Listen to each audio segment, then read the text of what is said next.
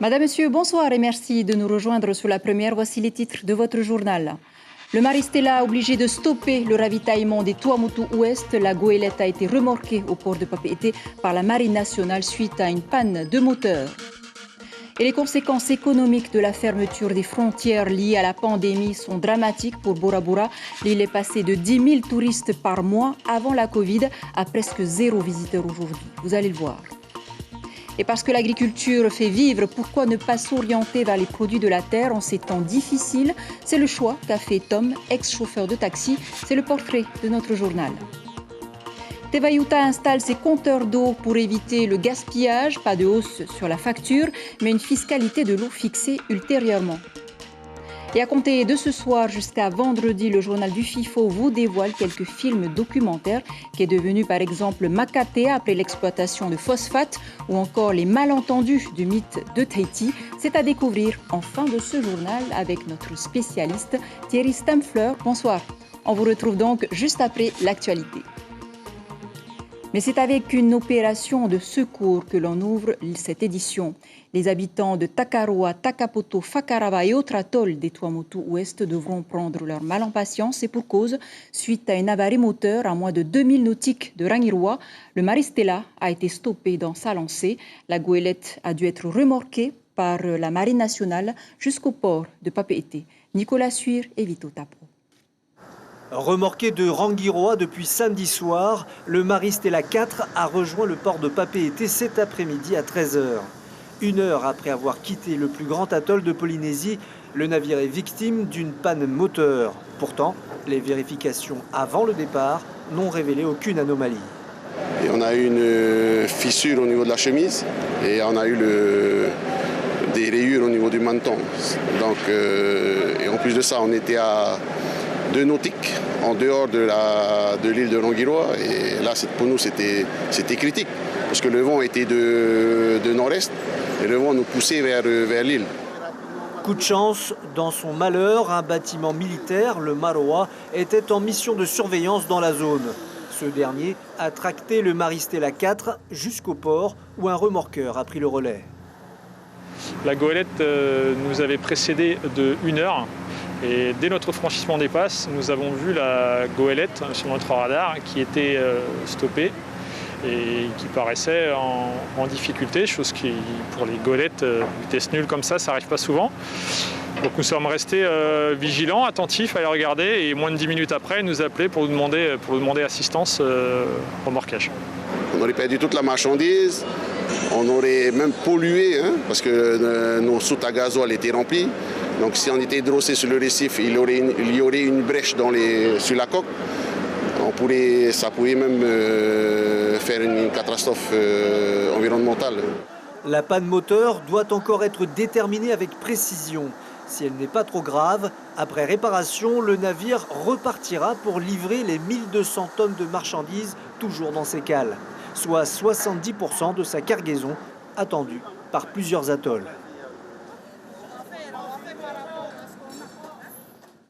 Et puis cette bonne nouvelle pour la population des îles sous le vent, la société de gage l'avait annoncé.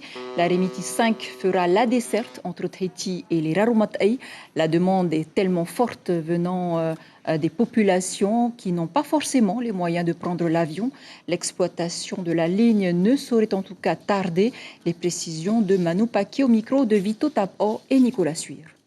Nous avons prévu à bord 500 places assises, mais nous pouvons aller jusqu'à 697 qui est la capacité maximum du Arimiti 5. Nous avons favorisé la vitesse. Papeete et Huahine, nous avons estimé à 3 heures maximum. Ensuite, Reatea, entre Huahine et Reatea, environ 1h30. À cause du chenalage, c'est un temps qui est nécessaire. Et donc jusqu'à Bora, 3 heures depuis Reatea. Voilà une ligne qui fera forcément de l'ombre à la compagnie Air Tahiti, déjà très impactée par la crise sanitaire. Et la chute est vertigineuse pour le tourisme polynésien. Près de 2 millions de nuitées en moins en 2020 selon l'ISPF. À Bora Bora, le constat est dramatique. Aujourd'hui, 7 hôtels sont contraints de baisser le rideau et les commerces ferment les uns après les autres. Heyata Buluk, Sandroli et Kaline Liénard. Le vide total, ou presque. Une image que l'on ne pensait pas revoir sur la perle du Pacifique. Et pour Pascal, c'est un choc. D'habitude, quand on arrive ici sur le quai, il y a du monde. Sinon, le matin, quand tu viens ici pour attendre la navette pour aller à l'aéroport, tu vois les activités, les jet skis, les bateaux, les touristes qui sont là pour l'activité de la journée. C'est pas évident pour les prestataires, pas évident aussi pour la population. Le marché américain et français représente 90% des visiteurs et la population dépend totalement de cette clientèle touristique. Conséquence, les bijouteries ferment.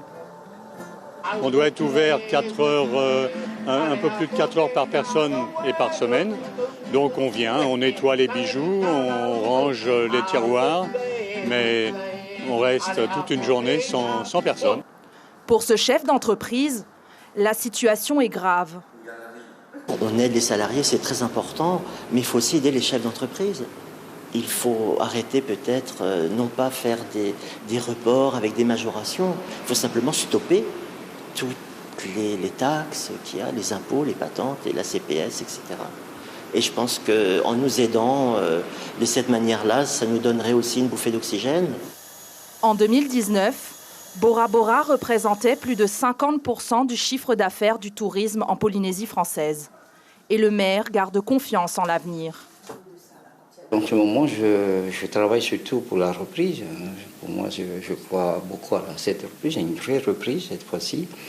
Et donc avec les professionnels, avec les propriétaires d'activités, nous essayons de mettre en place un plan de reprise rapide pour éviter pour rattraper le temps perdu. Je pense que c'est important. Pour les séjours prévus jusqu'au 30 juin 2021, les frais d'annulation et de modification sont exonérés. Date limite pour bénéficier de cette exemption, le 31 mars 2021. Et le bilan Covid-19 en Polynésie continue de baisser avec 16 cas nouveaux. On ne compte plus que 16 patients hospitalisés, dont 6 en réanimation. La campagne de vaccination se poursuit avec près de 3200 personnes ayant reçu leur première dose d'injection. 415 sont normalement immunisés. La deuxième phase de la vaccination qui concerne les personnes de 60 ans et plus est lancée. Ils peuvent demander à se faire vacciner gratuitement. Il a fait partie des premiers impactés par l'arrêt des vols internationaux. Tom Upoko était chauffeur de taxi et agriculteur à ces moments perdus. Depuis que les touristes sont devenus rares, son passe-temps est devenu sa principale activité, pour ne pas dire son gagne-pain. Ses ventes de fruits et légumes lui permettent aisément de nourrir ses enfants. Son portrait signé Ismaël Tahiata et Jérôme Lee. Tel un alpiniste, sa corde ne le quitte jamais quand il descend dans sa bananerie. À 70 ans, Tom continue de planter toutes sortes de fruits et légumes. Et ça pousse plutôt bien. En 3 semaines, il peut par exemple récolter plus de 20 régimes de bananes. En 2 décennies, il a fait de cet endroit un jardin d'Éden. Quand nous sommes arrivés ici, ma femme et moi, il n'y avait que de la brousse. Le terrain était bien, alors j'ai tout nettoyé et j'ai commencé à planter. La terre m'a beaucoup donné durant de nombreuses années et quand j'en ai trop récolté, je partage avec les gens. Originaire des îles Cook, Tom a appris l'agriculture avec les anciens. Elle n'a plus de secret pour lui. Il planifie son travail selon le cycle lunaire.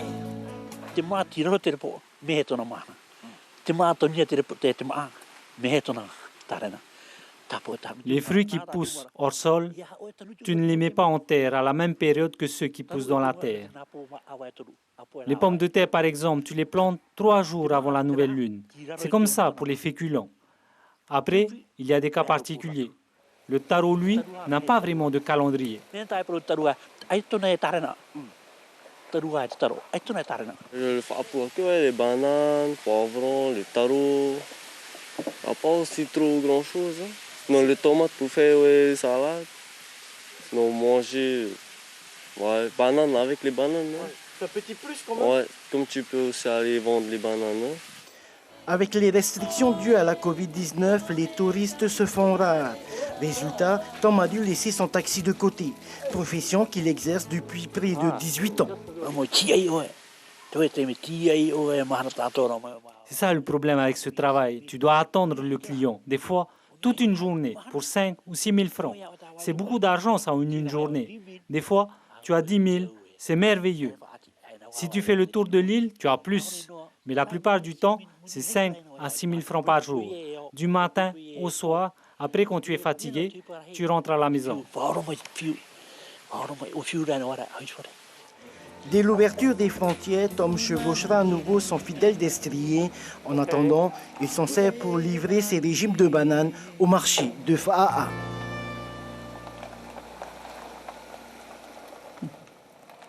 Voilà, le courage et le sourire en prime.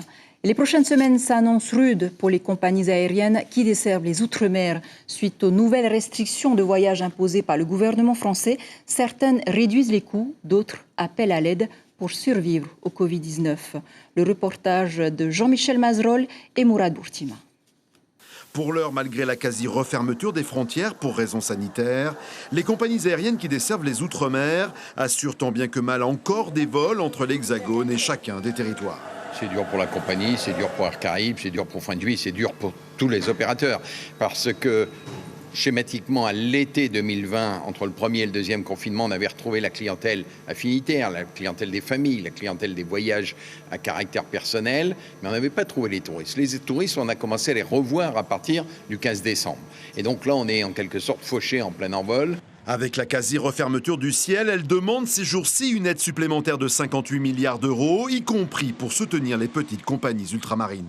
Les collectivités qui ont investi dans leur compagnie pour assurer la connectivité du territoire du département d'Outre-mer, on les incite très très vivement à continuer. Ça nous paraîtrait aller dans le sens de ce qu'on réclame partout dans le monde, c'est-à-dire un soutien public dans un secteur qui est tellement sinistré qu'il en a absolument besoin, et sur une période qui doit être en gros la première partie de 2021, ce moment où on n'aura pas encore suffisamment vacciné pour réouvrir, et on aura beaucoup fermé les frontières pour protéger les populations.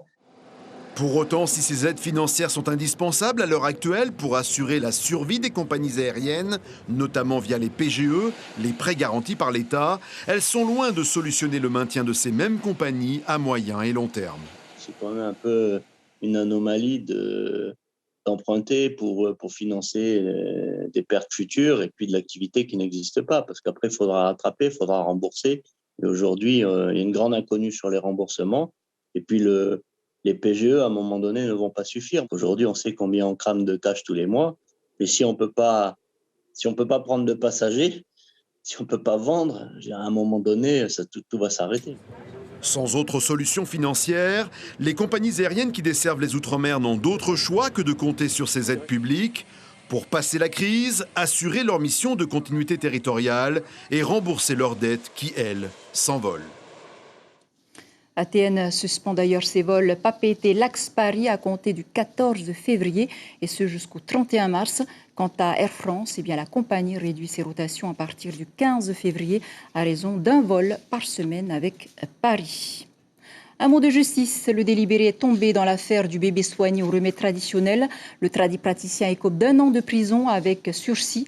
L'arrière-grand-mère qui refusait la consultation chez un médecin a 6 mois de prison avec sursis. Aucune peine pour les parents et la relaxe pour les autres personnes impliquées. Je vous le disais en titre, l'installation des compteurs d'eau n'est pas toujours vue d'un bon œil par les populations, mais la gestion de l'eau devient un enjeu majeur pour les communes. À Tevayuta, 3380 compteurs doivent être installés devant chaque foyer. Objectif affiché, traquer les fuites sur les réseaux et éviter le gaspillage. Lucille Guichet-Tirao et Mirko Vanfou. C'est un grand chantier pour la commune de la Côte-Ouest et une petite révolution pour les habitants de Tevayuta. Progressivement, ils se voient poser des compteurs d'eau devant leur foyer et à l'entrée des servitudes. Dans ce quartier, les travaux sont terminés, mais les riverains restent dubitatifs. Dans la campagne, ils ont dit que ça ne va pas être payé l'eau et tout. C'est des choses qui ont été dites. Bon, après, ils ont installé les compteurs. on attend et la suite, comment ça va se passer. Hein. Car si la commune est terre des sources, pas question de gaspiller la ressource en eau. Ces compteurs se veulent avant tout presque pédagogiques. Ces compteurs, ils vont servir à faire de la prévention auprès des administrés. Hein. En cas de fuite, on va les sensibiliser à avoir déjà une consommation responsable et puis surtout à faire les travaux de réparation nécessaires hein, pour éviter tout gaspillage d'eau. Car la mairie l'assure, la redevance en eau n'augmentera pas, 7 500 francs par an actuellement. Alors pour équilibrer son budget, elle compte créer une fiscalité de l'eau, un projet adopté lors de la précédente mandature en 2018. On souhaiterait qu'il y ait un équilibre entre les redevables et ceux qui gagnent sur la valorisation commerciale.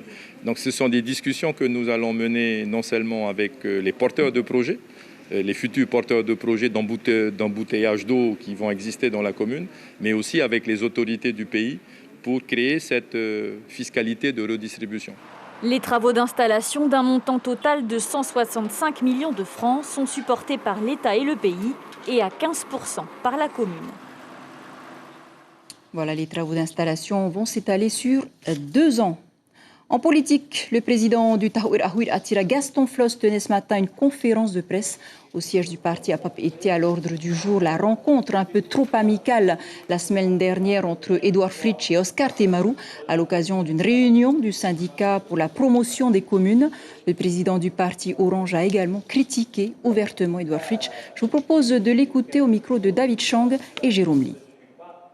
Il va même jusqu'à dire nous sommes tous indépendantistes. Nous avons l'indépendance dans le sang. Ça veut dire quoi? Pour moi, ça veut dire qu'il est devenu indépendantiste.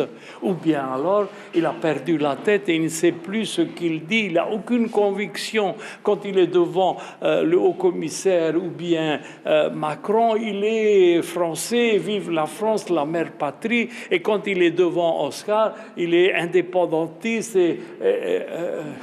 Où allons-nous? Et c'est la raison pour laquelle nous voyons ce fiasco de cette lutte contre la pandémie. Voilà Gaston Flosse qui n'a pas manqué donc de parler de fiasco dans la gestion de la crise sanitaire par le gouvernement. Avant de nous quitter, Stéphane Maranda, directeur du centre Heymanaba, sera l'invité café de votre matinale radio. Il viendra nous parler des actions de son centre en faveur des personnes atteintes de trisomie 21. C'est ainsi que se referme cette édition dont je vous rappelle l'information principale. Une dizaine d'atolls des Tuamotu Ouest comme Takapoto, Takarua, Fakarava devront donc attendre leurs marchandises. À cause d'une avarie moteur, le Maristella n'a pas pu terminer son ravitaillement.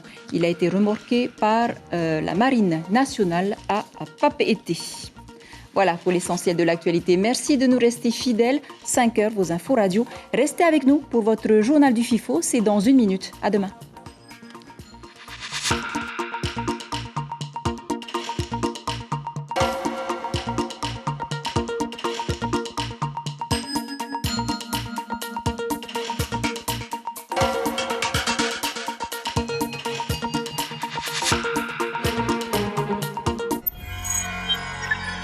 Retrouvez ce programme en replay sur notre site internet